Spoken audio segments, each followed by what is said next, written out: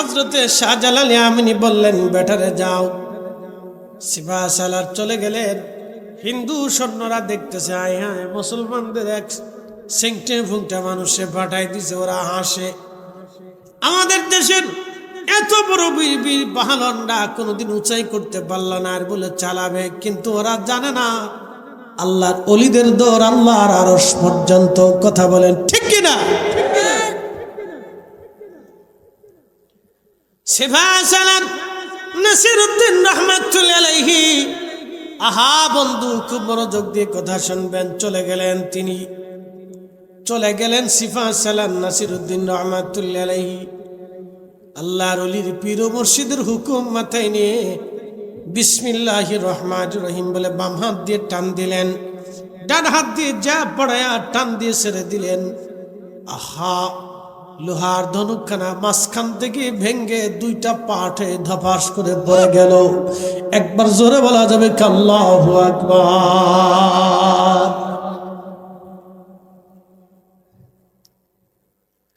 সেই দিনের মুসলমানদের এই পার দেখে গোরগোবিন্দ চিন্তা করলো, আর সম্ভব না, রাজত্ব ধরে রাখতে পারলাম না। কারণ এমন শক্তি নিয়ে তারা এদেশে এসেছে, তাদের শক্তির সাথে আমাদের কোনো শক্তি কোলাবে না। কারণ তারা আধ্যাত্মিক ক্ষমতা নিয়ে এসেছে। এই জন্য ইসলাম প্রচারে আল্লাহর ওলিদের অবদানকে যারা অস্বীকার করে, তারা মূলত নিজের বাপকেই অস্বীকার করে। কথা বলেন, নিজের বাপকে অস্বীকার করলে যা বলা হয়, আল্লাহর ওলিদেরকে অস্বীকার করলে তার চাইতে কোনো অংশে কম বলা যাবে না। কথা ঠিক আছে কিনা? আল্লাহ ফিতনা থেকে আমরা হেফাজত করুক, জোরে বলে না আমিন। এটা ওলিদের জমিন, আল্লাহ আলী ওলিদের জমিনে ওলিদের পক্ষে থাকার তৌফিক দিক। ওলিদের সাথে মহব্বত রাখবেন ভাই, ওলিদের সাথে মহব্বত রাখবেন। আল্লাহর নবী বললেন, কিয়ামতের আরেকটা আলামত, আমার উম্মতেরা নতুন নতুন আলেম তৈরি হবে। পূর্বতন আলেমদেরকে নির্বোধ বলবে, বোকা বলবে, গালি দিবে, মন্দ বলবে, তাদের ভুল ত্রুটি অন্বেষণ করবে। এখন নতুন নতুন আলেম ওলামা যারা বের হয়েছে, দেখবেন পূর্ববর্তী আলেম ওলামাদেরকে তারা ভুল বলে এবং বলে ওরা কিছু জানতো না। ওই একদিন ওই আপনাদের জাকির নায়েকের বক্তব্য শুনতেছিলাম। জাকির নায়েকের বক্তব্যে বেটা বলেই ফেললো, আমাদের কাছে যত হাদিস আছে ইমাম আজম আবু হানিফার কাছে তত হাদিস ছিল না। কি বুঝলেন? পাগলের সুখ মনে মনে রায় তুলি তার আগে। কি কথা ঠিক আছে না? আরে ইমামুল আজম আবু হানিফা কার ছাত্র বুঝেন? ইমাম ইব্রাহিম নখী। তিনি কার ছাত্র জানেন? তিনি আব্দুল্লাহ ইবনে মাসউদের ছাত্র, সরাসরি সাহাবীর ছাত্র। তাও কোন সাহাবী? এই উম্মতের শ্রেষ্ঠ মুফতি, মুফতি আজম। সাহাবীদের ভিতরে সেরা মুফতি যিনি, মুফতি সবাই মুফতি না। সাহাবীদের ভিতরে সবাই মুফতি না, সবাই মুফাসসির না, সবাই মুহাদ্দিস না। সাহাবীদের মধ্যে শ্রেষ্ঠ মুফতি সাহাবী, তার নাম হযরতে আব্দুল্লাহ ইবনে মাসউদ। আরেকজন মুফতি সাহাবী ছিলেন আবু মুসা আশআরী, আরেকজন ছিলেন যায়েদ বিন সাবিত। একসাথে করে মারহাবা। এরা ফতোয়া দিতেন, ফতোয়া সব সাহাবী ফতোয়া দিতেন না। আব্দুল্লাহ ইবনে মাসউদ ছিলেন মুফতি সাহাবী। তার উস্তাদ আমার নবীজি, তার উস্তাদ আমার আল্লাহ, আল্লাহর ছাত্র নবী, নবীজির ছাত্র আব্দুল্লাহ ইবনে মাসউদ, তার ছাত্র ইব্রাহিম নখী, তার ছাত্র ইমামুল আজম আবু হানিফা। তার কাছে যদি হাদিস না থাকে তাহলে দুনিয়াতে কারো কাছে হাদিস পাওয়া যাবে না। কারণ উনি হাদিসের ভান্ডারের মধ্যেই থাকতেন। কথা কন না কেন, ঠিক কিনা?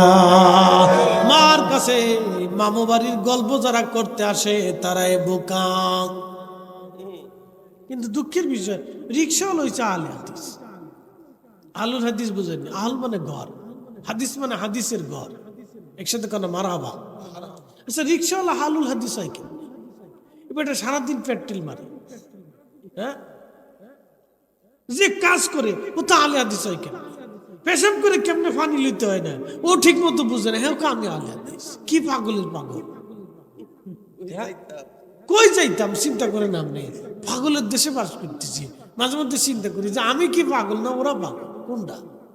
নবীর ইশকে যারো দিল ভাই এ ভুবনে কাঁদে না, রোজ হাসরে ভাইজান তারা নবীজির দেখা পাবে না।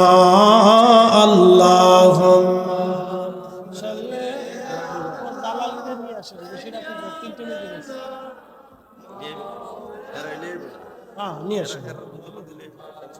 ওয়ালা আলি সাইয়্যিদিনা।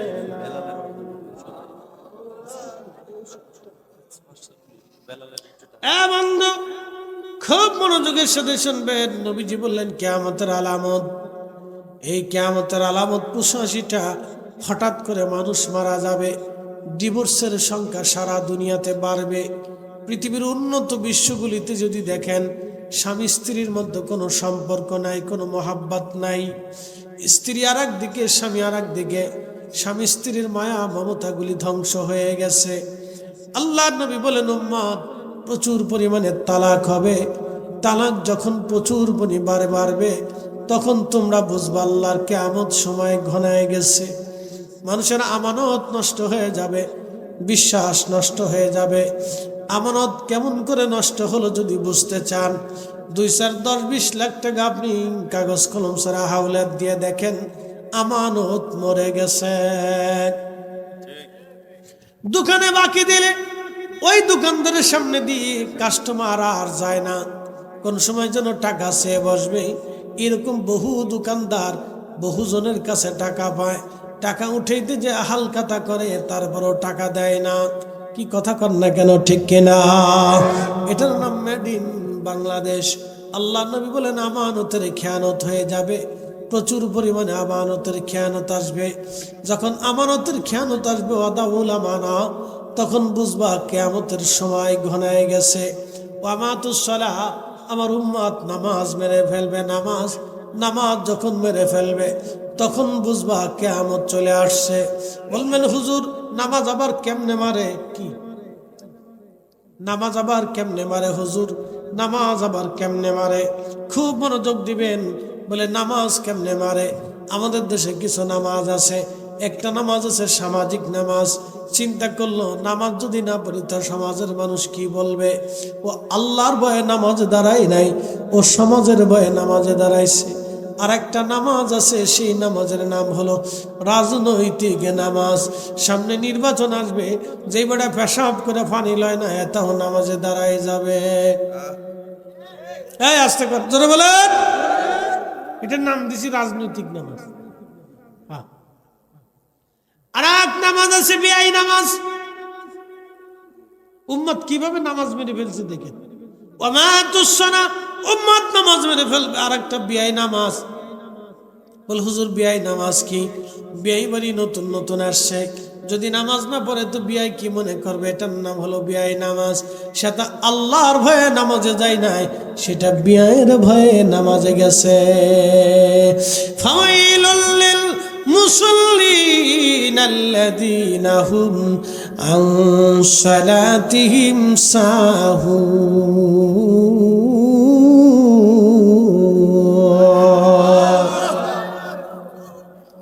তেলের গাড়ি তেলে চলে,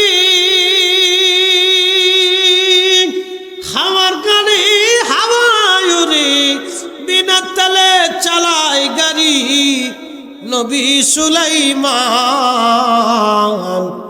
আমরা সেই মুসলমান, আমরা সেই মুসলমান। শাহজালাল ইয়ামিনের রাজ দরবারে গোরগোবিন্দ একখানা চিঠি পাঠায়, বলল শাহজালাল তোমার বাহিনীর মধ্যে এমন কি কোনো সেনাপতি আসেনি, সেনা সদস্য, যিনি আমার রাজ দরবারে 8 মণ ওজনের একটা লোহার ধনুক আছে, এই 8 মণ ওজনের লোহার ধনুক যদি কোনো বীর পাহলওয়ান চালিয়ে দিতে পারে তাহলে আমরা আর গোরগোবিন্দ তোমাদের কাছে সারেন্ডার করে কালেমা পড়ে মুসলমান হব। আচ্ছা বলেন, একজন মানুষ কি 8 মণ ওজনের উঠাইতে পারবে? সম্ভব? অসম্ভব। 8 মণ ওজনের লোহার ধনুক উঠাইতে হবে, উঠে এসে ধনুকটা আবার চালিয়ে দিতে হবে। শাহজালাল ইয়ামানি রাহমাতুল্লাহ আলাইহি চিঠিখানা পড়লেন। চিঠিখানা পড়ে আল্লাহর ওলি তার সেনাবাহিনীর ভিতরে ডাক দিয়ে বললেন, তোমাদের মধ্যে কে আছো জীবনে কোনোদিন আসরের নামাজ কাজা করো নাই? বলো বলো তো, জীবনে কে আছো আসরের নামাজ কাজা করো নাই? হাত বাড়াও। জীবনে কে আসরের নামাজ কাজা করো নাই? আপনি দেখেন, তারাও মুসলমান আর আমরাও মুসলমান। সেই দিন সিফা সালার নাসিরউদ্দিন রহমাতুল্লাহ আলাইহি বললেন, হুজুর জীবনে মনে পড়ে না কোনদিন আসরের নামাজ কাজা করেছি। আস্তে হয়ে গেল না? জোরে বলেন। জীবনে কোনদিন মনে পড়ে না হুজুর আসরের নামাজ কাজা করেছি? আল্লাহর ওলি, কোনদিন আমি আসরের নামাজ কাজা করি নাই। আল্লাহর ওলি বললেন, তুমি পারবে? এই 8 ওজনের লোহার ধনুক চালিয়ে দিতে যাও। এজাজত দিলাম, 8 ওজনের লোহার ধনুকখানা চালাবে। বিসমিল্লাহির রহমানির রহিম বলে বাম হাত দিয়ে ধনুক টেনে তুলবে, ডান হাত দিয়ে যা পড়ে ধনুক পড়ে টান দিয়ে ছেড়ে দিবে। বাকি চিন্তা তোমার করা লাগবে না, ও চিন্তা আমার মালিকের হাতে। একবার জোরে বলা যাবে কি মারহাবা? আল্লাহু আলা কুল্লি শাইইন কাদির। সব ক্ষমতার মালিককে। জোরে বলেন। সাগরের জোয়ার দেখে তো এই 8 ওজনের লোহার ধনুক আল্লাহর কাছে কিছু নেই, কিচ্ছু নেই। ইন্নামা ইদা আরাদা শাইয়ান আইয়াকুলা লাহু কুন ফায়াকুন।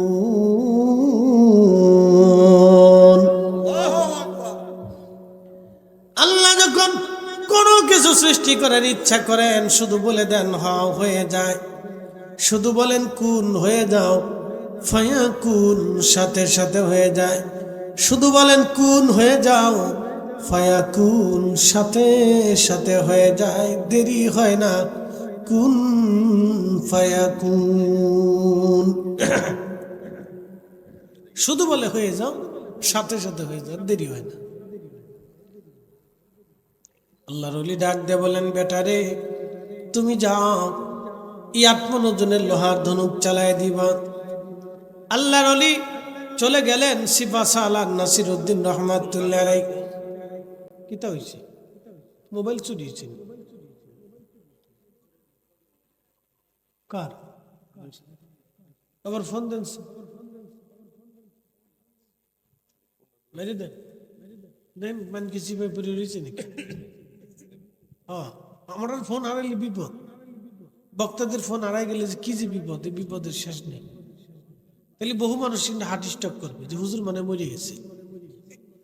হ্যাঁ, হুজুর মনে মরে গেছে। কমিটিরা আমরা দাওয়াত দিয়ে যে কি পরিমাণে দোয়া করে, কত যে মানত করে, মসজিদে টেয়া দেয় যে আল্লাহ হুজুর যাতে আমার মাহফিলের আগে মরে না যায়। প্রত্যেক কমিটি দোয়া করে। কালকের কমিটির দোয়ার উপরে আছে, আল্লাহ কোন রকম হুজুরের যাতে অ্যাক্সিডেন্ট না, এর লাগে আল্লাহ আমরা অ্যাক্সিডেন্ট দুর্ঘটনা থেকে বাঁচা। এলে আমাদের মতো এমন দৌড়ানো বাংলাদেশের প্লেয়ার নাই। কি কথা কর না কেন? না, বাংলাদেশের ওই ড্রাইভাররা বলেন আমরার মতো দৌড়ানোর মতো প্লেয়ার বাংলাদেশে নেই। আপনি বাসের ড্রাইভার বলেন আর ট্রাকের ড্রাইভার, আমরার মতো দৌড়াইতে পারে এরকম প্লেয়ার বাংলাদেশে নেই। বক্তাদের মতো কেউ দৌড়াইতে পারে না। আল্লাহ আমরা রে বাঁচায় রাখি। অ্যাক্সিডেন্ট দুর্ঘটনা, বাস, ডাকাত, চোর, বাটপার, সিটার থেকে আল্লাহ বাঁচায়। কতজনের ডাকাতি ধরে আল্লাহ। এই 14 বছরে আমরা একদিনও ধরেছেন, আমরা একদিনও পাইছেন। 14 বছরের ইতিহাসে আমরা একদিনও পাইছেন। খালি ছাত্র বয়সে একবার ধরছিল, যা আছে দিয়ে দিই। আমাকে ভাই আমি মাদ্রাসায় পড়ি, 600 টাকা আছে, বেশি নাই, দিয়ে দাও। বললো যে আমি তোর মাদ্রাসায় খামু কি? পরে দিব না দেখে রামদদ একটা ঘাই মারছিল, তো মুখ সরাই ফেলছিলাম, ঠোঁটের উপর দিয়ে কোনায় দিয়ে শোয়াই গেছিল। ওদিন মুখ সরাইতে না বলে বড় ধরনের একটা আঘাত পাইতাম। পরে টাকা পয়সা দিয়ে বললাম যা লয়ে যা, মারামারি করিস নে, টাকাই তুলবে। পরে আমার ব্যাগটা লয়ে গেছে। আমি আমার ব্যাগ দিয়ে কি করবি? আমার ব্যাগের ভিতরে জুব্বা আছে, তোরা তার এটা গায়ে দিবি না, তোরা চুরি করিস, তোরা ব্যাগের জুব্বা দিয়ে কিছু করবি, জুব্বাটা আমার ব্যাগটা দিয়ে দে। পরে একজনকে দিয়ে দে, হুজুরের ব্যাগটা দিয়ে দে। কোথাও ওই ভিতরে জুব্বা জাব্বি আছে, আমরা তো আর গায়ে দিতাম না, দিয়ে পরে দিয়ে দিছে। এ তো অনেক বছর আগে, ব্রিটিশ আমলের কথা, তখন আলিমে পড়ে আলিমে, আজকের কথা নাকি। কামিল পাস করছে 2008-এ, 2002-এর কথা, তখন 2002 সাল, আজকের কথা না, বহুত আগে, 24 বছর আগে না, বাপরে বাপ, 24 বছর আগে ধরছে। এরপরে আর জীবনে আমার কোনোদিন ধরতে পারে নাই। আমার 1 মিনিট আগে হয়েছে, নাহলে 1 মিনিট পরে হয়েছে, আমার পারছে না। পিছনে কারণ আছে, বুঝতে পারছেন? আমার কাছে একটা জিনিস আছে, এটা বলা যাবে না, একটা জিনিস আছে বলা, এটা বলা যেত না। খুব মনোযোগ দেবেন হাজিরেন বন্ধু, যে কথাগুলি বলছিলাম, হযরতে শাহজালাল ইয়ামানি বললেন, বেটারে যাও। সিপা সালার চলে গেলেন। হিন্দু সৈন্যরা দেখতেছে, আয় হায়, মুসলমানদের এক সেংটে ফুংটা মানুষে পাঠাই দিছে, ওরা হাসে। আমাদের দেশের এত বড় বীর বীর পাহালনরা কোনোদিন উঁচাই করতে পারল না, আর বলে চালাবে। কিন্তু ওরা জানে না আল্লাহর ওলিদের দৌড় আল্লাহর আরশ পর্যন্ত। কথা বলেন ঠিক কিনা? সিপা সালার নাসিরউদ্দিন রাহমাতুল্লাহি আলাইহি, আহা বন্ধু, খুব মনোযোগ দিয়ে কথা শুনবেন। চলে গেলেন তিনি, চলে গেলেন সিপা সালার নাসিরউদ্দিন রাহমাতুল্লাহি আলাইহি, আল্লাহর ওলির পীর ও মুর্শিদের হুকুম মাথায় নিয়ে বিসমিল্লাহির রহমানির রহিম বলে বাম হাত দিয়ে টান দিলেন, ডান হাত দিয়ে যা পড়ায়া টান দিয়ে ছেড়ে দিলেন। আহা, লোহার ধনুকখানা মাঝখান থেকে ভেঙ্গে 2টা পার্টে ধপাস করে পড়ে গেল। একবার জোরে বলা যাবে আল্লাহু আকবার।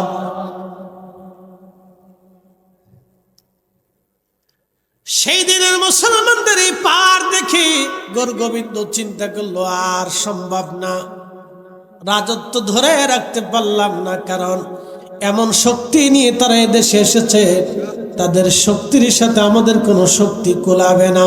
কারণ তারা আধ্যাত্মিক ক্ষমতা নিয়ে এসেছে। এই জন্য ইসলাম প্রচারে আল্লাহর ওলিদের অবদানকে যারা অস্বীকার করে, তারা মূলত নিজের বাপকেই অস্বীকার করে। কথা বলেন, নিজের বাপকে অস্বীকার করলে যা বলা হয়, আল্লাহর ওলিদেরকে অস্বীকার করলে তার চাইতে কোনো অংশে কম বলা যাবে না। কথা ঠিক আছে কিনা?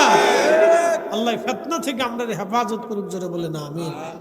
এটা ওলিদের জমিন, আল্লাহ আলী ওলিদের জমিনে ওলিদের পক্ষে থাকার তৌফিক দিক। ওলিদের সাথে মহব্বত রাখবেন ভাই, ওলিদের সাথে মহব্বত রাখবেন। আল্লাহর নবী বললেন, কিয়ামতের আরেকটা আলামত, আমার উম্মতেরা নতুন নতুন আলেম তৈরি হবে। পূর্বতন আলেমদেরকে নির্বোধ বলবে, বোকা বলবে, গালি দিবে, মন্দ বলবে, তাদের ভুল ত্রুটি অন্বেষণ করবে। এখন নতুন নতুন আলেম ওলামা যারা বের হয়েছে, দেখবেন পূর্ববর্তী আলেম ওলামাদেরকে তারা ভুল বলে এবং বলে ওরা কিছু জানতো না।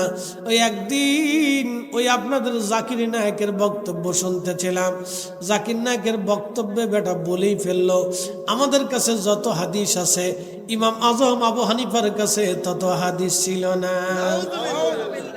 কি বুঝলেন? পাগলের সুখ মনে মনে রায় তুলি তারা করে।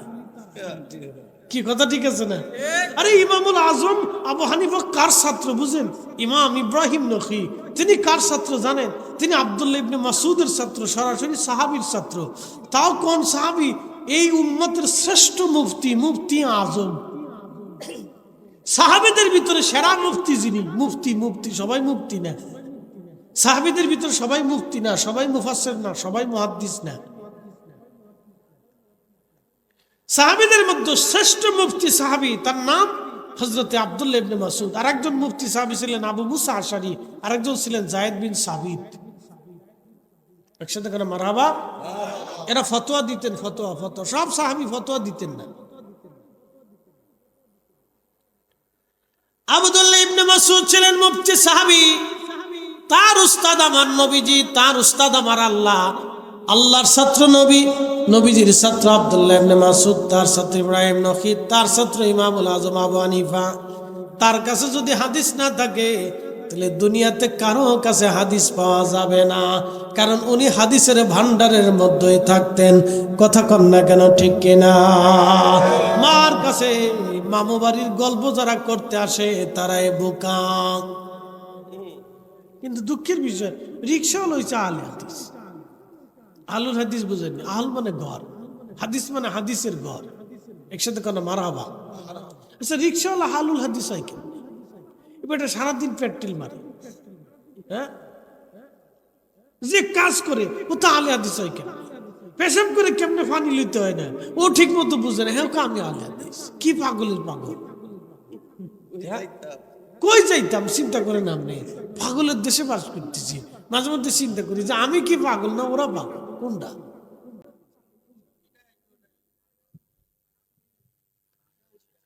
মুসাফিরবাসী ভালো করে শুনে যাবেন। এই জন্য সাবধান করে বলে দিয়ে যাচ্ছি, নতুন নতুন আলেমরা বের হবে, পূর্ববর্তী আলেমদেরকে নির্বোধ বোকা মনে করবে। যখন বোকা মনে করবে তখন বুঝবেন কিয়ামত চলে আসতেছে, বেশি দিন দেরি নাই কিয়ামতের। আর একটু মাইকটা বাড়াই দাও তো ভাইয়া, একটু বাড়াই দাও। কত আর কোলায়, কত সেই সেপ্টেম্বর থেকে শুরু করছি, কত সাথে একদিন বাদ নেই। সেপ্টেম্বর, সেপ্টেম্বরের আগে থেকে ওটা কি কয়, আরে মহরম থেকে শুরু করছি, আগস্ট, আজকের থেকে না। এই জবান চলতেছে, মেশিন একটা মেড ইন জাপান। আমার অনেকে কয় আপনার গলা নষ্ট না, কেমনে থাকে? বলে যেমনি থাকার এমনি থাকে। সারা রাত ওয়াজ করার পরে সকালবেলা একটা ঘুম দেবো, ঘুম থেকে ওঠার পরে যেমন এরকমই। এটাও মেডিসিন আছে, এটার হাকিকত আছে। এটা বক্তারা আমার কাছে ক্লাস করতে হবে, এটা পারবে না। এটা একটা ক্লাস আছে আলাদা। একসাথে বলবেন আল্লাহু আকবার। না হয় না, আর একটু জোরে নারে তাকবীর। এই পোলাপান জোরে দিস তো, নারে তোমার কাছে নেই, এর লেগে তো লোক গেছে। স্বার্থ যেহেতু নাই তাহলে আর বেশি তাই লাভ। কটা টুপলা রাখলে খুব সুন্দর হতো না, তাবারক সারাসে মাহফিল সুন্দর হয় না। কারণ আমি মালয়েশিয়াতে গেছি, শোনেন, মালয়েশিয়া গেছি না, মালয়েশিয়াতে গেছি মালাক্কা, চাইনিজদের প্রথম মসজিদ দেখার জন্য। মালাক্কা গেছেন নি? মালাক্কা গেলে তাহলে জানবে, চাইনিজদের প্রথম মসজিদ দেখার জন্য গেছে। তা আমার নিয়ে গেছে গাউসিয়া কমিটির ভাইরা ছিল। তো চাইনিজদের মসজিদ তো ভাই সিঙ্কু পিঙ্কু, ওরা বাড়ি যেমনি সিঙ্কু পিঙ্কু বানা, ওরকম মসজিদও সিঙ্কু পিঙ্কু বানাচ্ছে। আমাদের দেশের মসজিদের মতো না, ওদের মসজিদও চাইনিজদের বাড়ি ঘরের মতো এরকম সিঙ্কু। কোনটা বাড়ি কোনটা মসজিদ চিনতে পারবে না। ওই প্যাগোটা মন্দির যেরকম মসজিদ ওইরকম, একই সিস্টেম বানায় গেছে। তো কাঠের দিয়ে তৈরি করা, খুব সুন্দর, ভালোই লাগে, খারাপ যে যেমন। তো মসজিদের সামনে বিরাট একটা ডোল, ওই দপ দপ একবারে সুঙ্গার মতো, বাড়ি দিলে দ্রুম দ্রুম আওয়াজ হয়। এই আগে না, আগে তো মাইক টেক ছিল না, ওটা বাড়ি দিত আজানের আগে ধম ধম আওয়াজ হতো। তো মানুষ দূর থেকে জানতো যে আজানের সময় হয়েছে। বুঝতে পারছেন? বাংলাদেশ হলি পরে বেদাতের মাসলামাই দিয়ে শেষ করে ফেলত। কি কথা ঠিক আছে কি? বেদাতের গুতুরি ছুটে ওটা ধুম ধুম আওয়াজ এমনি হয়ে যেত। বাঙালিরা যে কত গুতাগুতি করতে পারে, বাপ রে বাপ, বুঝার আগে ফটো মেরে দেয়। শোনেন, আমি ওই মসজিদে ঢুকলাম নামাজ পড়ার জন্য, নামাজ কালাম পড়লাম, পড়ার পরে যায় দেখি বিরাট বড় বড় ডেকসি। জিজ্ঞেস করলাম এত বড় ডেকসি কেন? বলতেছে হুজুর এই ডেকসি ভরে রান্না করে করে মানুষে খাবার খাওয়ায়। একসাথে বলবেন মারহাবা। দারুণ তো, মসজিদ ভিত্তিক খাবারের ব্যবস্থা, সবাই এসে খাবার খাবে।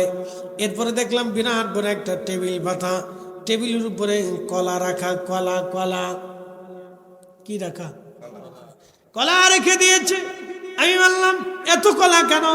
আগত মেহমান যারা নামাজ পড়তে আসবে তারা কলা খাবে, কেউ নামাজের আগে খায়, কেউ নামাজের পরে খায়। আমি বললাম দারুণ তো, বাংলাদেশে এই মসজিদের সামনে যদি কলা রাখা যায় তাহলে কলা সরের অভাব হতো না।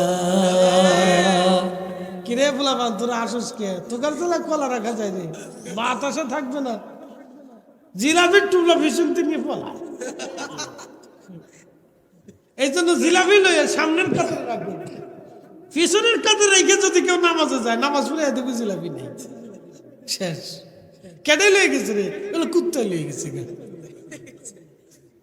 এটার নাম মেড ইন বাংলাদেশ।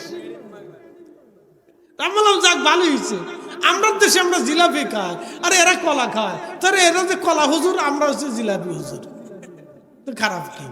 আরবে খেজুর খায়, ওরা হলো খেজুর হুজুর। বুঝতে পারছেন? মেহমানদের সারা পৃথিবীতে আছে, খাওয়াবেন, তাবারক খাওয়াবেন। মাহফিলে তাবারক হলে ছেলেপেলেরা বাচ্চা কাচ্চারা একটু আশায় থাকে, একটু তাবারক শোনে, বরকতের খাবার। এই মাহফিল কার উদ্দেশ্যে বলেন তো? আল্লাহর জন্য না? কি কথা করেন? আল্লাহর জন্য না? তো আল্লাহর জন্য হলে তাবারকটাও কিন্তু আল্লাহর জন্যই হয়। এই জন্য বাড়ির খাবার আর মাহফিলের খাবার এক না, এই খাবারের ভিতর রোগের শেফা থাকে। মারহাবা বলবেন না? না আসতে হয়ে গেছে না, জোরে বলেন মারহাবা। মিলাদুন নবীর মাহফিল হয় না? আমরা দেশে কিছু মৌলবীদের শরীরের ভিতরে চুলকানি আছে, খুব বেদাত বেদাত বেদাত, সাতা বেদাতের ফতর গোষ্ঠী গিলা। হ্যাঁ কি কথা কর না, বেশি বেশি খাওয়াইতো কেন? ওই মাহফিলটা আল্লাহর জন্য। একসাথে বলেন কার জন্য? কার জন্য? ওই তাবারকটাও আল্লাহর জন্য। একসাথে কোন মারহাবা। ও বেটা তো বেদাত দেখছে, আমরা ইবাদত দেখি। ও কাঠের চশমা পড়ছে, কিসের চশমা? ওই যে দাদার রঙিন চশমা, দাদার রঙিন চশমা পড়ছে কে রাত্রিবেলা? কালা চশমা পড়ছে, ও অপারেশন করছে। ওরে দাদা বুড়ে এই বয়সে রঙিন চশমা পরিয়েছে, ও আর শুনতেছে না 3টে বাজে, আর আমরা ফুলাপানি শটাং হয়ে সেটাং হয়ে পড়ে ঘুমাইছি। সব চিপস খাওয়া ফুলাপা। দাদাই ছাতু খা, ছাতু খা, অরিজিনাল খাবার খাইছে না, শরীরটা অনেক টাটকা। খালি চোখে একটু অপারেশন না করলে আর ওইটা চশমা লাগার লাগতো না, কালা চশমা লেগে দিছে। আমি তাই ঘটনা কি রাত্রিবেলা বিলাক চশমা চোখে দিয়ে আসছে দাদা, কারণটা কি? ভালো ভালো খাপ মনোযোগ দেবেন। দাদার যেমন কালা চশমা, এখন দাদার কাছে দুনিয়া কালা দেখা যায়, রাতও কালা, লাইটও কালা, আনু কালা, সবাই কালা, আমার দাদিরাও কালা দেখা যায়। কি কথা ঠিক আছে? দাদিরাও কালা দেখা যায়, কারণ চশমা কালা। চশমা যদি হয় সুন্দর, পৃথিবীও সুন্দর। এরা পড়ছে বেদাতের চশমা, এই জন্য যাহা দেখে শুধু তাহাই বেদাত। আমরা তাদের ফতোয়া মানি না। কি কথা কন না কেন? আমরা খাওয়াবো, আল্লাহ যতদিন তৌফিক দেয়, জোরে বলেন আমিন। শোনেন, মিশকাতুল মাসাবির কিতাবুল আদাবের ভিতরে একটা হাদিস পড়ছিলাম, সে আলিমে থাকতে, আজকের কথা না, বহু বছর আগে, আমার হাদিসটা কোনো মনে আছে। কিতাবুল আদাবে একটা হাদিস পড়ছিলাম। রাসূল কারীমের দরবারে এক সাহাবী এক পেলা দুধ নিয়ে এসে, দুধ, মারহাবা কইলেন না? কি আনছে? আমরা অনেকে অনেক কিছু হাদিয়া দেয় না। আমার একজনে দিছে, আংটিটা আমার একজনে দিছে, এটা আমার না। এক বেটা দিছে, বলে হুজুর কোরিয়ার থেকে আনছে।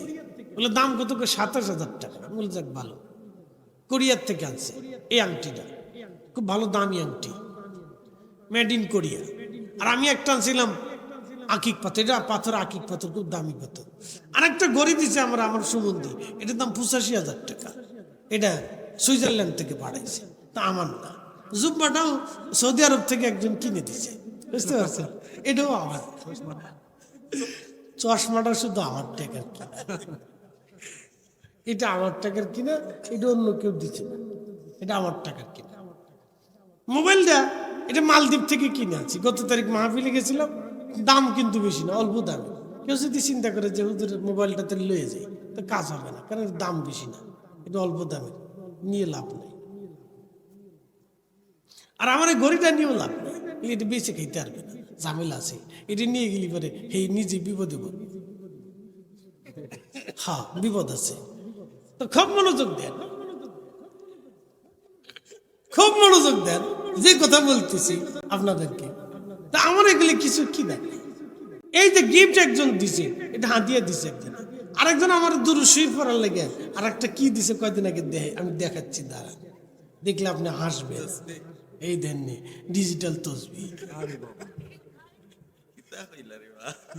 তাহলে ডিজিটাল তসবিহ বাড়াতে সুবহানাল্লাহ সুবহানাল্লাহ সুবহানাল্লাহ সুবহানাল্লাহ সুবহানাল্লাহ সুবহানাল্লাহ সুবহানাল্লাহ আলহামদুলিল্লাহ আলহামদুলিল্লাহ আল্লাহু আকবার আল্লাহু আকবার আল্লাহু আকবার। ওই যে কয়টা 12টা উঠছে দেখছেন, আর এটা চিপ দিলে লাইট জ্বলে। ডিজিটাল তসবিহ আমি দেওয়ার পরে এটা লার আর কি হাসি, কোন পাগলের সিস্টেম এটা, এটা কোন পাগলে দিল, একজনে প্যাকেট করে তারপর আমার জন্য পাঠাই দিচ্ছে, কেউ হুজুর লয়ে যা, যাক বালা ডিজিটাল তসবিহ। আমি দেখি হাসি গা, আরে পাগল চাইনিজরা যে কত মাথার ভিতরে কিরিমিরি উঠছে দেখছেন, এই তো বানাইছে, এই দিছে যা মুসলমানরা কিনে খা, দেখছেন নি? এটা দেখতে ইঁদুরের মতো দেখা যায় না, একবারে ইঁদুরের মতো সিস্টেম, যে কেউ মনে করছে এটা ইঁদুর পরে উঠেছে। দেখেন তো ডিজিটাল তসবিহ, এটা একজনে দিচ্ছে। এতে কেউ যদি লয়ে যায় তাহলে বালা, এটা যদি জিকির আজকার করে তা আমার দুঃখ নেই, অসুবিধা নেই, লয়ে যাক। আর একটা তসবিহ মদিনার থেকে একজনে পাঠাইছে, এটা বালা। তো খুব মনোযোগ দেন, এটাতে আমি দুরূদ শরীফ পড়ি, তাসবিহ তাহলিল করে আমার কিছু ওজিফা আছে তা আদায় করতে হয়। যাই হোক, যে কথা বলছিলাম হাদিয়া আদান প্রদান ভালো। তো রাসূল কারীমের দরবারে এক সাহাবী এক পেলা দুধ নিয়ে আসছে, একসাথে কান মারহাবা, কি নিয়ে আসছে? দুধ নিয়ে আসছে। যারা শ্বশুর হয়েছেন জামাই বাড়ি দুধ নিয়ে যাবেন, জামাই বাড়ি কি নিয়ে যাবেন? দুধ অরিজিনালটা নিয়ে জামাই বাড়ি নিয়ে যাবেন, ভালো জিনিস, শরম লজ্জার কিছু নেই। মাঝে মাঝে খাবার টাবার এই সেই শাক সবজি বাজার টাজার করে কলা টলা ফল টল কিনে গাছেরটা কিনে জামাই বাড়ি পাঠাই দেবে, এতে মোহাব্বত বাড়ে। আল্লাহ রসুল এটা ফাতেমা রাদিয়াল্লাহু আনহার বাড়িতে পাঠাইতে না, আমরা পাঠাই না, তো আমরা চিন্তা করছি মেয়ে বিয়ে দিছে আমি বেঁচে গেছি। অনেক বাপ চিন্তা করি মেয়েটা বিয়ে দিয়ে দিছে, আল্লাহ আমার বাঁচাইছে। শতান কোথাকার শতান, মাইয়া হচ্ছে আল্লাহর পক্ষ থেকে দেওয়া রহমত। কি কথা কান মেয়ে বিয়ে দিছে আল্লাহ আমার বাঁচাই দিচ্ছে, শতান ও কিসের মুসলমান? হ্যাঁ এটা শতান, মেয়েরে বুঝা মনে করছে না। আমি 3 বাপের 3 সন্তুলার বাপেরে ভিক্ষা করতে দিচ্ছি, ভিক্ষা। 8 সন্তানের বাপ কাজ করে খেতেছে, বুড়া গেলে পাঁটা পুত্র ঠিক করে খেতেছে। 8 সন্তানের বাপ, মনে রেখেন, মেয়ে আল্লাহর পক্ষ থেকে নিয়ামত।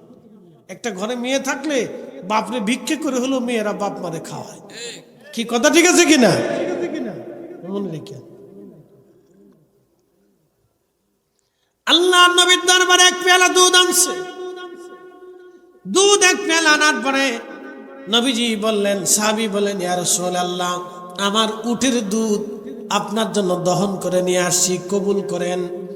আল্লাহর নবী হযরত আবু হুরায়রাকে ডাক দিয়ে বলেন, আবু হুরায়রা লাব্বাইক ইয়া রাসূলুল্লাহ, এই দুধের পেয়ালা খানা তুমি নিয়ে নাও। আমার আহলুস সুফার সাহাবীরা আছে, তাদের সবাইকে দুধের পেয়ালা দিয়ে দুধ পান করায় দাও। তখন আহলুস সুফার সাহাবী ছিল 80 জন। সুবহানাল্লাহ কইলেন না? কতজন? 80 জন। দুধ কয় পেয়ালা? এ বলেন এটা কি 80 জন খাওয়া যাবে? সম্ভব? এই এক ঢোক করে খালি তো 80 ঢোক হইতো না। হ্যাঁ, খালি এমনি জিহ্বাতে শোয়াইতে হবে, শেষ। আবু হুরায়রা রাদিয়াল্লাহু আনহু বলতেছে, আমি 3 দিন ধরে না খেয়ে পেটের ভিতরে পাথর দিয়ে কাপড় দিয়ে চাপা দিয়ে বেঁধে রাখছি। দেখছেন সাহাবীরা কত কষ্ট করছে। বাংলাদেশে যে বেড়া ভিক্ষা করে খায়, সেও প্রত্যেকদিন 2 বেলা হলেও খায়। কি কাকা ঠিক আছে না? তখন সাহাবীর এত কষ্ট ছিল, পেটের ভিতরে পাথর চাপা দিয়ে। সাহাবী মুহাদ্দিস সাহাবী হযরত আবু হুরায়রা রাদিয়াল্লাহু আনহু বললেন, আমি পাথর চাপা দিয়ে পেটের মধ্যে কাপড় বেঁধে রাখতাম। সাহাবী বললেন, প্রচন্ড ক্ষুধা, 3 দিন আমি না খাওয়া, কোনো খাবার দানা পানি নাই, একটা খেজুর পর্যন্ত 3 দিন আমার জুটে নাই, শুধু পানি পান করে বেঁচে আছি আমি। আমার মতো 80 জন সাহাবীর একই অবস্থা। আহলুস সুফার সাহাবী, সুফা থেকে সুফি এসেছে। সুফি কারা আজকে শুনে যান। তারাই সুফি যারা বাড়িঘর ফেলাইয়া নবীর দরবারে থাকতো, জমি জমা সহায় সম্পদ, স্ত্রী পুত্র পরিজন, টাকা পয়সা, কাপড় চুপুর, ঘর বাড়ি তাদের কিছুই ছিল না। এখন এরকম কিছু পাগল আছে যারা মাজার মাজার দিয়ে ঘুরে, কথা ঠিক আছে না? কিছু মানুষ ওদেরকে মারতে যায়, এই বেটা তৌহিদে মুসলমান নাম দিয়ে পাগলদেরকে মারে, এই বেটা তুই পাগল না মেরে পারলে পাগলদের খাওয়া।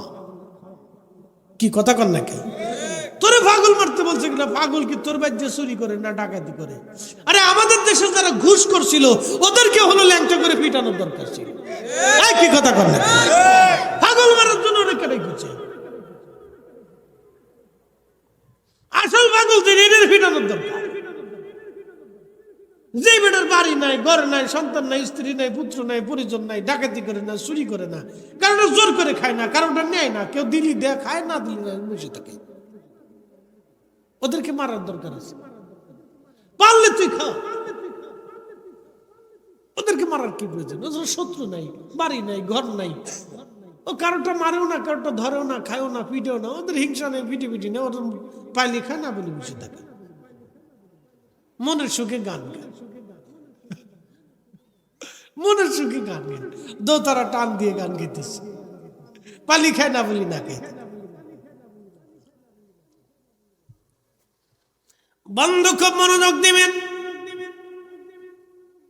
হাজিরিন ভালো করে শুনে যাবেন। আজ প্রিয় নবীর দরবারে এমন কিছু সাহাবী ছিল যারা রসুলের দরবার থেকে এলেম শিখতো, মাসলা মাসাইল জানতো, আর আল্লাহর নবীর বাড়ি খাবার আসলে খাইতো, না আসলে না খেয়ে থাকতো। তাদেরকে আহলুস সুফা বলা হয়, সুফি সাহাবী আহলুস সুফা। 80 জন, 100 জন, 150 জন, মাঝে মধ্যে বাড়তো, মাঝে মধ্যে কমে যাইতো। একটা গাছ ছিল, এই গাছের নিচে তারা থাকতো। আহলুস সুফারা যেখানে থাকতেন সেখানে এখন সুন্দর করে টিলা বানায় ঘিরে রেখে দিয়েছে সৌদি সরকার। মসজিদে নববীতে রওজা শরীফের পিছনের অংশে দেখবেন গেলে আহলুস সুফা সাহাবীরা এইখানে ঘুমাইতেন। এইখানে একটা গাছ ছিল। নবীজি বললেন, আবু হুরায়রা, যতজন সাহাবী আছে সবাইরে বিসমিল্লাহ বলে দুধ পান করায় দাও। হযরত আবু হুরায়রা বললেন, আমি চিন্তা করলাম এই দুধের পেয়ালা তো আমারই হবে না, 80 জন সাহাবীকে আমি কেমনে খাওয়াবো? হুজুর, 80 জন মানুষ আমরা, দুধের পেয়ালা মাত্র একটা, কেমনে সম্ভব? নবী মুস্কি হাসি দিয়ে বলেন, আবু হুরায়রা বিসমিল্লাহ বলে শুরু করো। হযরত আবু হুরায়রা বললেন, আমি বিসমিল্লাহ বলে শুরু করলাম। অনেকটা ঠান্ডা ঠান্ডা লাগতেছে, চাদরটা গার ভিতরে ঢুকাইলি তারা। এটাও আমারটা দেখি না, আরেকজনের দিছে।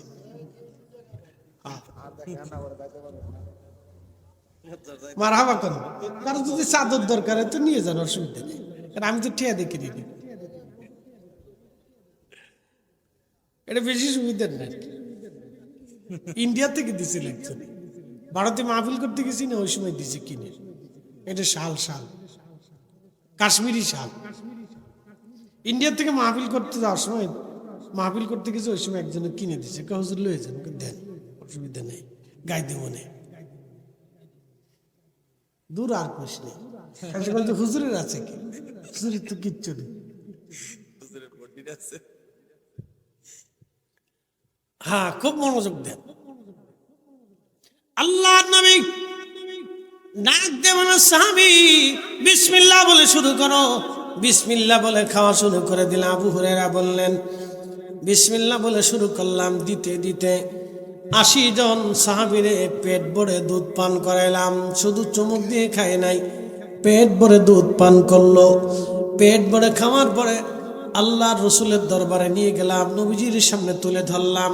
নবীজিও বিসমিল্লাহ বলে খাওয়া শুরু করলেন। আল্লাহর নবী বিসমিল্লাহ বলে খেলেন। নবীজিও দুগ্ধ পান করার পরে পেয়ালার ভিতরে যত দুধ ছিল নবী বলেন আবু হুরায়রা এবার সব তোমার পালা। আবু হুরায়রা বললেন বিসমিল্লাহ বলে শুরু করলাম। খেতে খেতে খেতে খেতে আমি আবু হুরায়রার 3 দিনের ক্ষুধার পেট দুধে দিয়ে ভরে গেল। তারপরে তাকে দেখি পেয়ালার মধ্যে দুধ যা আছে তাহাই আছে, কমও নাই বাড়েও নাই। একবার জোরে বলা যাবে কি আল্লাহু আকবার। এই জন্য মেহমানদারি রাসূল করিমের সুন্নাত, খাওয়াবেন। মেহমানদারি করলে আল্লাহ বরকত বাড়ায়, রিজিকে বরকত দেয়। যারা মানুষদেরকে খাওয়ায় আল্লাহ তারে তো দেয়, তার সন্তানদেরকে আল্লাহ রিজিক দেয়, মনে রাখেন। এই জন্য মানুষ খাওয়াইলে রিজিক কমে না। এই যে মাহফিলে যে আপনারা খাওয়ান মাঝে মধ্যে, শুধু কি মানুষই খায় ভাই? কিছু পাগল পুগলও পায় না? কি কথা কর না, পায় না ভাই? আপনার মাহফিলের কারণে একটা পাগল কিছু খাবার যদি পায়, ভাই রে এটা কত বড় দামি আপনার বুঝাইতে পারবো না। খোদার তো আত্মা খাবারের জন্য ঘুরে বেড়াইছে, কিন্তু মাহফিলে এসে একটা টুপলা পাওয়ার পরে ওর আনন্দ লাগে, অনেক আনন্দ লাগে। আপনি সারা মাহফিলের মানুষকে খাওয়ানোর পরে যতটুকু নেকি পাবেন, ওই এক পাগল খাওয়ায় তার সাথে বেশি নেকি পাবেন ভাই। শুধু কি মানুষকে, কুত্তায় কিছু ভাগ পায় না? বিড়ালে পায় না? পশু পাখিরা পায় না? কীট পতঙ্গরা পায় না? ওরাও পায়। এই জন্য মানুষকে খাওয়াবেন। যারা নিষেধ করে বুঝবেন ওটা শয়তান। কে আসতে কনকে ডরাই করতেছেন না আপনারা? যারা নিষেধ করে বন্ধ করতে চায় বুঝবেন এটা শয়তান, ওটা শয়তানে আসর করছে। মাকালের ফল দেখতে ভালো, উপরে লাল নীল ভিতরে কালো। আরে মাকাল ফল দেখছিস নি বাবা? না দেহস নাই তোরা, ও জগতে তোরা নাই। এটা নাই তো, এখন বাগান সাগান তো নাই দেশে।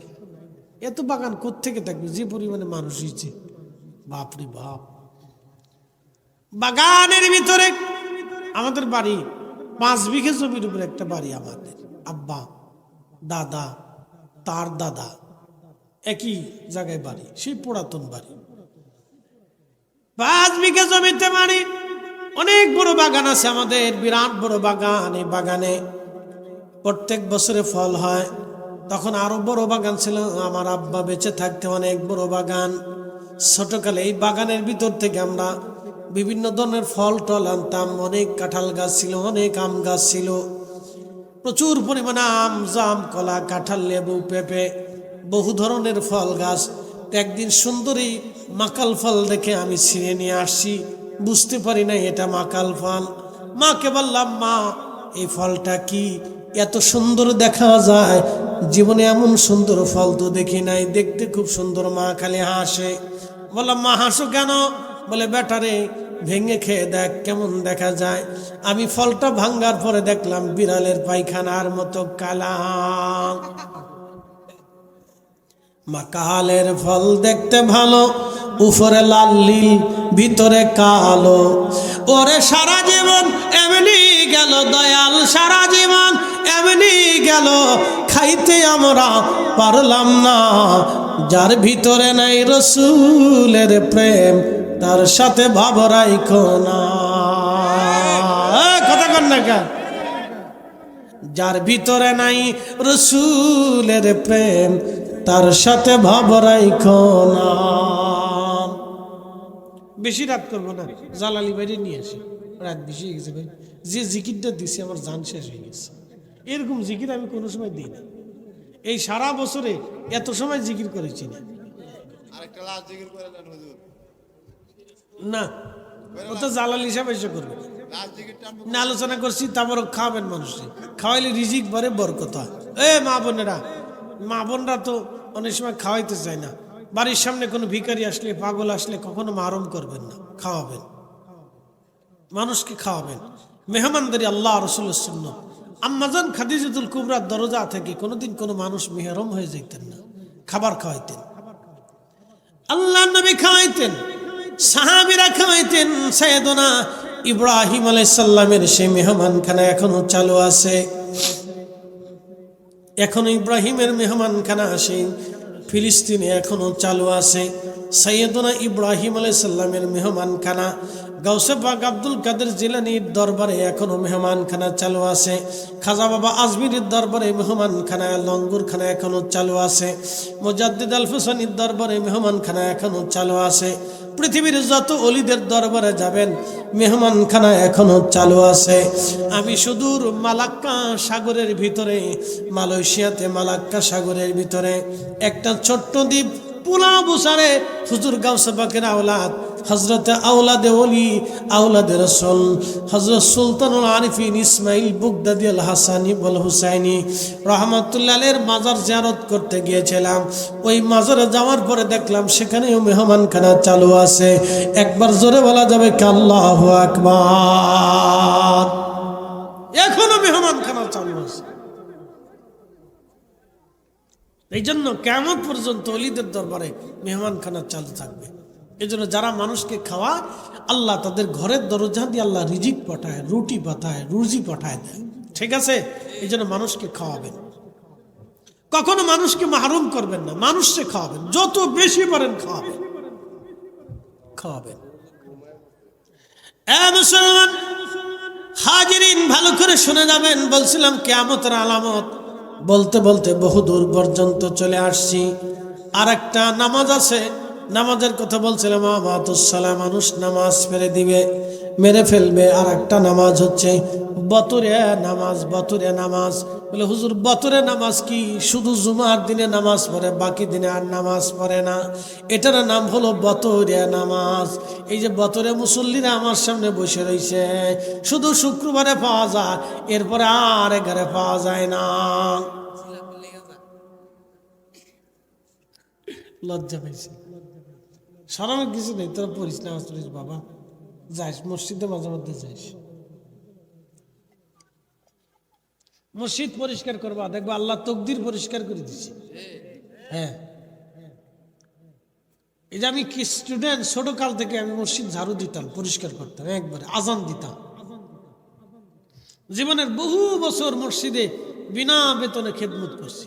আমার জীবনের বহু বছর, ক্লাস 4-5 থেকে শুরু করে একবারে কামিল পাস করা পর্যন্ত মসজিদ পরিষ্কার করতাম, বিনা বেতনে চাকরি করছি।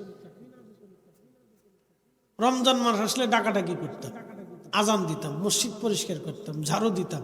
সেই মসজিদে আজকে আমি প্রধান অতিথি হিসেবে আমার নিয়ে ওয়াজ করায়, আমার গ্রামের মসজিদে। পৃথিবীর যত বড় হুজুরই আসুক, তুমি আমাদের বড় হুজুর। আমার গ্রামে আমাকে মানুষ এইভাবে সম্মান করে। আমার জীবনের সবচেয়ে বড় পাওয়া হলো আমার গ্রামের মানুষ আমাকে সম্মান করে। এটি হলো সবচেয়ে বড়। কারণ গ্রামে কেউ সম্মান পায় না, ইজ্জত পায় না, কিন্তু আল্লাহ আমাকে এটা দিছে। আল্লাহ আমাকে এটা দিছে। আমার গ্রামের মানুষ আমাকে যথেষ্ট সম্মান করে। কোনোদিন কেউ যায় গ্রামে যায় শুনতে পারবেন না পরিধি সব খারাপ। ইনশাল্লাহ চ্যালেঞ্জ দিলাম, আমার গ্রামে খোঁজ নিয়ে দেখেন, যায় জিজ্ঞেস করেন যে বেটাটা কেমন। কারণ গ্রামের মানুষই তো সবচেয়ে বেশি অপছন্দ করে না, কি বলেন? কিন্তু আমার গ্রামে যায় দেখেন, পারবেন না, কোনো রিপোর্ট নেই আমার। এটা আল্লাহর দান, আল্লাহর দয়া। কারণ জীবনের দীর্ঘ একটা পাঠ আমি মসজিদের খেদমত করছি, পরিষ্কার করছি, পায়খানা পরিষ্কার করছি, বাথরুম পরিষ্কার করছি, মসজিদ পরিষ্কার করছি, খেদমত করছি, ঝাড়ু দিছি, আজান দিছি। জীবনের বড় একটা অংশ সময় আল্লাহ খেদমতের তৌফিক দিছে। আমার মার খেদমতের তৌফিক আল্লাহ দিছে। থালি বাটি মেজে দিতাম, রান্না করে দিতাম, ঘর দরজা পরিষ্কার করতাম, মার কাপড় ধুয়ে দিতাম। এই সুযোগটা আল্লাহ আমার দিছে, করে দিছি। প্রিয় উপস্থিতি হাজিরিন, ভালো করে শুনে যাবেন ভাই আমার। এই তো সেই দোয়ার কারণে আজকে আল্লাহ আমাকে সম্মান দিয়েছে। রিজিকের পিছনে আমাকে দৌড়াইতে হয় না, রিজিক আমার পিছনে পিছনে দৌড়ায়। আল্লাহর কসম, আমি কোনোদিনও রিজিকের জন্য ওয়াজ করিনি। রিজিক আমার পিছনে দৌড়ায়, আমি রিজিকের পিছনে দৌড়াই, রিজিক আমার পিছনে দৌড়ায়। মানুষ একবেলা দাওয়াত নেওয়ার জন্য খুব ব্যাকুল হয়ে থাকে, যদি একবার খাওয়াইতে পারতাম।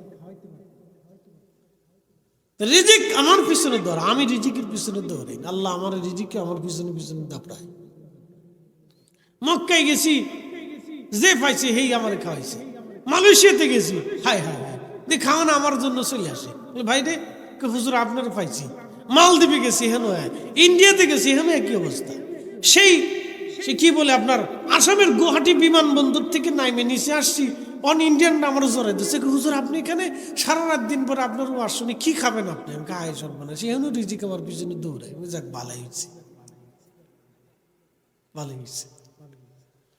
প্রিয় উপস্থিতি হাজিরিন, মালয়েশিয়াতে যেইখানে গেছি বাঙালি দেখার সাথে সাথে হুজুর কি খাবেন? আপনারা বহুদিন পরে পাইছি। আল্লাহ রিজিক খেলে আমার পিছনে দৌড়ে, যাক ভালো। আমি অনেক সময় খাই না ভাই, দরকার নেই, আপনার টাকাটা নষ্ট করে লাভ নেই, যেমনি আছে অমনি রেখে দেন। এই জন্য রিজিকের পিছনে দৌড়ায় না, রিজিকের মালিকের পিছনে দৌড়ায়। একসাথে বলবেন আল্লাহু আকবার। রিজিকের মালিককে জোরে কান, মালিককে। তো মালিকের পিছনে দৌড়ান। যে ব্যক্তি 5 ওয়াক্ত নামাজ ঠিক মতো পড়ে, আল্লাহ তার রিজিকের জিম্মাদারি আল্লাহ নিজের হাতে নিয়ে নেয়। সুবহানাল্লাহ। জোরে জোরে জোরে কান, জোরে জোরে সুবহানাল্লাহ। আর নবীর দুরূদ পড়ে কাজ শুরু করবেন, দেখবেন আল্লাহ বরকত দিয়ে দিচ্ছে। যে কোনো কাজ, নেক কাজ, ভালো কাজ দুরূদ শরীফ পড়ে শুরু করবেন, বরকত। ও নারীরা ভালো করে শুনেন, দুরূদ শরীফ পড়ে কাজ শুরু করবেন ওযু করে, দেখবেন আল্লাহ বরকত দিয়ে দিচ্ছে। কখনো রিজিকের অভাব হবে না, বালা আসবে না, মুসিবত আসবে না, বাড়ি ঘরে আগুন লাগবে না। আল্লাহ রসুলের দুরূদের এত পাওয়ার, এটা আমি বুঝাই শেষ করতে পারবো না, এত পাওয়ার। আল্লাহ রসুল বললেন কিয়ামতের আলামত মাতুসসালাহ, উম্মত নামাজ মেরে ফেলবে। তো এইভাবে ধীরে ধীরে ধীরে ধীরে উম্মতের নামাজ চলে যাচ্ছে। আরো অনেকগুলি আলামত আছে। সর্বশেষ আলামত সুগরার আর একটা আলামত আছে, 30 জন মিথ্যাবাদী নবী বলে দাবি করবে। গোলাম মির্জা গোলাম আহমদ কাদিয়ানির দিয়া এই 30 জন মিথ্যাবাদী নবীর পর্যায়ে শেষ হয়ে গেছে। তার মানে বোঝা গেল কিয়ামত বেশি দিন নেই। আল্লাহ নবী আরো বললেন নারীরা বেহায়া হয়ে যাবে, অর্ধ উলঙ্গ হয়ে তারা পৃথিবীতে চলাফেরা করবে। আপনি উন্নত বিশ্বের দিকে যদি তাকান, নারীরা অর্ধ উলঙ্গ হয়ে চলে, পুরুষরা ঢেকে ঢুকে চলে, নারীরা অর্ধ উলঙ্গ হয়ে রাস্তা দিয়ে চলে। নারীদের পোশাক ছোট হয়ে গেছে, পুরুষের পোশাক লম্বা হয়ে গেছে। বাংলাদেশেও দিন দিন বাড়তেছে, নারীদের পোশাক ছোট হয়, পুরুষের পোশাক বড় হয়। নারীদের পোশাক ছোট হয়, পুরুষের পোশাক বড় হয়ে যায়। কিন্তু আল্লাহ রসুল নারীদেরকে মাথার থেকে পা পর্যন্ত ঢেকে ঢুকে চলতে বলেছেন। নারীদের পোশাক আল্লাহ নবী ঢেকে ঢুকে চলতে বলেছেন, পুরুষের সুন্দর পোশাক পরে চলতে বলেছেন। কিন্তু দুঃখের বিষয় মাঝে মাঝে পুরুষরাও এমন কিছু পোশাক পরে যেইগুলি বেমানান। কয়দিন আগে প্যান্ট দেখলাম, এটা সিরা ফারা, এখান থেকে কদ্দুর ফাইটে রয়েছে। কি ব্যাপার, সিরা ফ্যান পরে আইছেন কেন? না, এটা সিস্টেম, এইটা যাক ভালো। সিরা ডিজে ফ্যান, এখান থেকে ফাড়া, এখান থেকে সিরা, অন্য কদ্দুর ক্ষয়ে গেছে। কিন্তু এটা কোন সিস্টেম রে ভাই? আবার কিছু ফ্যান আছে, এটা নামতে নামতে ফুতার নিচে নামছে। এটা কয়দিন স্টাইল গেছে, খুব দারুণ স্টাইল। তা আমি এই সময় নামাজ পড়াইয়া ওই রাজবাড়ি গোয়ালন্দ মোড়ে এক মাদ্রাসার মাঠে ঈদের নামাজ পড়াই। আমি একদিন বাসে উঠছি, বাসে উঠার পরে তো এক চাচা মুরব্বী দাদা, তো 1000 পাওয়ারের চশমা মুখে দেওয়া। তো সামনে এক ভদ্রলোক ওই প্যান্ট পরিয়ে তো বাসের ভিতরে বসছে, কিন্তু প্যান্টের ভিতরে বেটা জাঙ্গে পড়ে না। ঈদের দিন ওইভাবেই চলে আসছে। তো বসার পরে পিছনের অর্ধেক দিয়ে বেরিয়ে গেছে গা। তখন মুরব্বী আঙ্গুল দিয়ে কয়, মিয়া তুমি তো ল্যাংটা হয়ে গেছে গা, প্যান উঠাও উঠাও উঠাও উঠাও। নারে তাকবীর, হয় না জোরে, নারে তাকবীর, নারে তাকবীর, নারে রিসালাত, নারে গাউসিয়া। জালালি হুজুরের আগমন, জালালি হুজুরের আগমন। জোরে কর না, জিকির হবে জালালি। গোলামান চলিয়া আইসে বড়, আইসে বড়, আইসে বড়, মারহাবা কর না। জালালি হুজুর আসছে, এখন আর কোনো চিন্তা নেই, জিকিরও জালালি হবে। কিন্তু দুঃখের বেশি একটু তাবারক রাখছে না, এটাই ভুল হয়েছে ভাই। তাবারক রাখছে না, দেখছেন মাঠ ফাঁকা, তাহলে বোঝা গেল আমরা সবাই তাবারক লেগে মসজিদ মাহফিল আসি, বোঝা গেছে। আর এরা যারা আছে এরা সাচ্চা পাক্কা মুসলমান। নারে তাকবীর। আল্লাহ সবাই আজকে মাফ করে দিয়ে এই মাহফিল থেকে বের করবে। একসাথে কোন আল্লাহু আকবার। না আমি ফাম মারিনি, আল্লাহর ওয়াদা। কার ওয়াদা? আপনারা তাবারকের জন্য আসেন নাই, আজকে আপনারা আল্লাহর জন্য আসছেন। আল্লাহ আপনাদেরকে মাফ করাইয়া তারপরে মাহফিল থেকে বের করে নিষ্পাপ বানায় নেবে। একসাথে বলবেন না মারহাবা। আল্লাহ যেন আমারও ওই দলের ভিতরে বানায় না। সকলে জোরে দোয়া করে বলে না আমিন। আর কথা বাড়াবো না, দোয়ার আবদার নিয়ে দরখাস্ত নিয়ে বিদায় নিচ্ছি। হুজুরের আলোচনা শুনে হুজুরের সাথে দোয়া করে ইনশাল্লাহ তারপরে যাবেন। তাহাজ্জুদের রক্ত চলতেছে, ইনশাল্লাহ এই সময় দোয়া কবুল হয়, বরকতের সময়। আল্লাহ তৌফিক দিক। আসসালামু আলাইকুম ওয়া রাহমাতুল্লাহি তাআলা বারাকাতুহু। মাগফিরাত।